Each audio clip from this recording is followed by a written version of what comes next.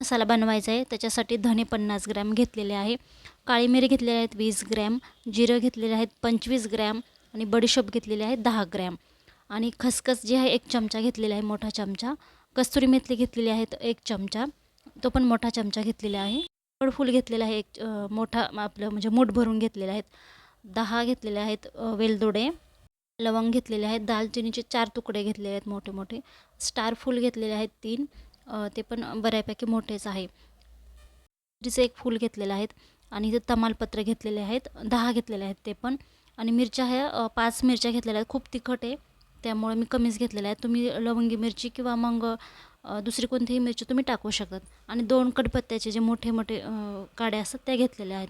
आपल्याला आता हे सर्व आहे ना छान मस्त भाजून घ्यायचं आहे. एका कढईमध्ये पॅनमध्ये कशाही तुम्ही मध्ये भाजू शकतात.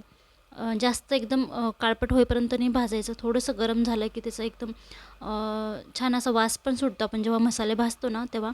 तर तोपर्यंत भाजायचं, कमी गॅसवरच भाजायचं, जास्त फुल नाही करायचा गॅस आणि छान मस्त हलक्या याच्यावर भाजून घ्यायचं आणि एकदम फुल केला तुम्ही गॅस तर हे होऊ शकतं म्हणजे जळू शकतं ते मसाले आणि कडवट लागू शकतो आपला मसाला जो आहे तो आणि अजिबात पाण्याचा हात लावायचा नाही जेणेकरून आपला मसाला खूप दिवस हा टिकेल त्याच्यासाठी.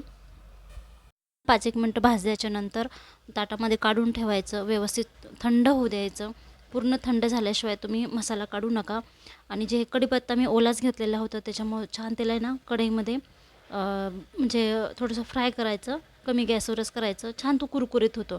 जर तुम्ही ओला नसेल तर सुकलेला पण बेस्ट आहे कारण तो लवकर लगेच थोडासा भाजला तरी होऊन जातो. बघा अशा पद्धतीने चुरा होतो म्हणजे तो आणि हे सर्व मसाले थंड झाल्याच्यानंतर मिक्सरमधून बारीक काढायचे.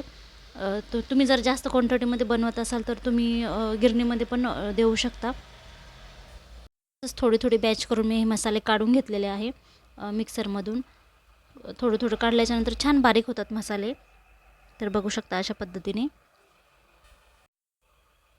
तुम्ही कोणत्याही मिक्सरमध्ये ते काढू शकतात. फक्त आपलं जे मसाल्याचं म्हणजे रोजच्या वापराचं जे भांडं असतं त्याच्यामध्ये काढायचे.